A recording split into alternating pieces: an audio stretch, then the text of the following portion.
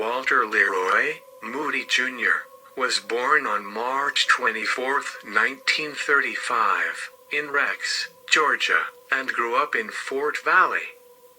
He grew up as the oldest of 3 children and spent much of his time tinkering with machinery.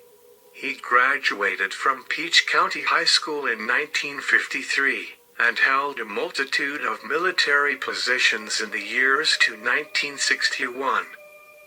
Following his departure from the military, Moody resumed his education.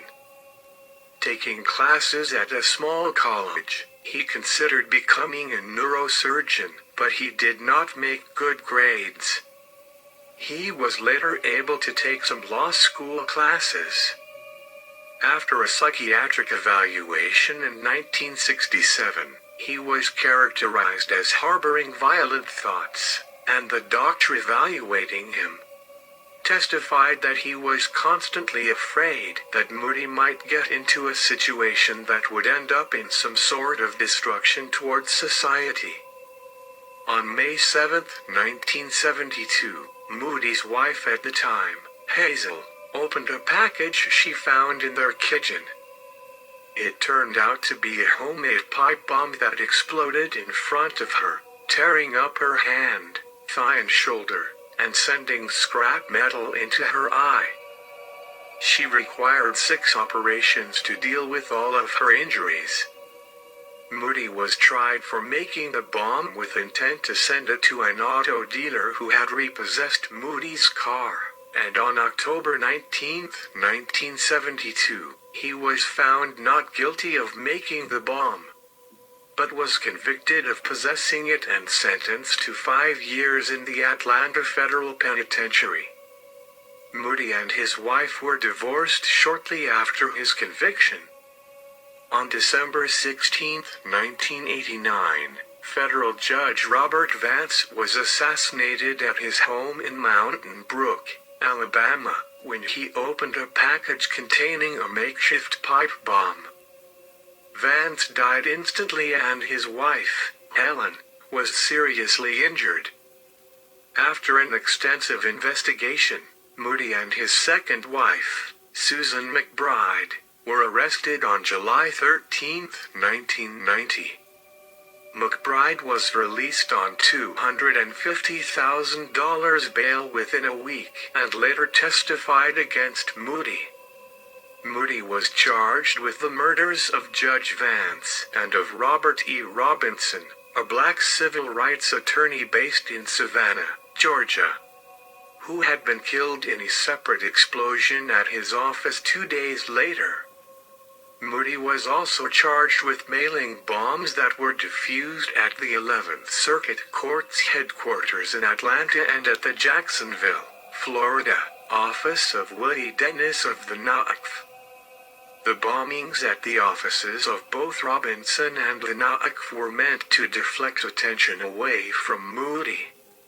Moody's killing of Vance and his attempted bombing of the 11th Circuit were motivated by the court's refusal to expunge Moody's conviction for the 1972 explosion in his home. Despite the fact that Vance was neither on the panel that made that decision, nor was he responsible for its decision. Mr. Moody, who attended law school and apparently resented that he could not practice, has maintained his innocence. In a recent letter to Judge Vance, he wrote, "Had my dad been murdered, I would want to know who had done it." Moody was tried in both federal and state courts. He was convicted of dozens of counts, from murder to obstruction of justice, and was sentenced to serve consecutive life terms without parole. In February 1997, he was sentenced to death by an Alabama circuit court in Birmingham. Moody is the oldest inmate executed in the U.S. since the Supreme Court reinstated the death penalty in 1976, according to the Death Penalty Information Center. On February 23, 2018, an execution date for Moody was set for April 19, 2018. He was subsequently executed on this date, at 8:42 p.m. Aged 83 years and 26 days at execution, he was both the oldest death row inmate in Alabama since James Hubbard was executed in 2004, and the oldest inmate executed in the United States in the post-Furman era, surpassing the previous record set by the execution of John B. Nixon Sr., who was executed in Mississippi in December 2005 at the age of 77 years, 8 months and 13 days.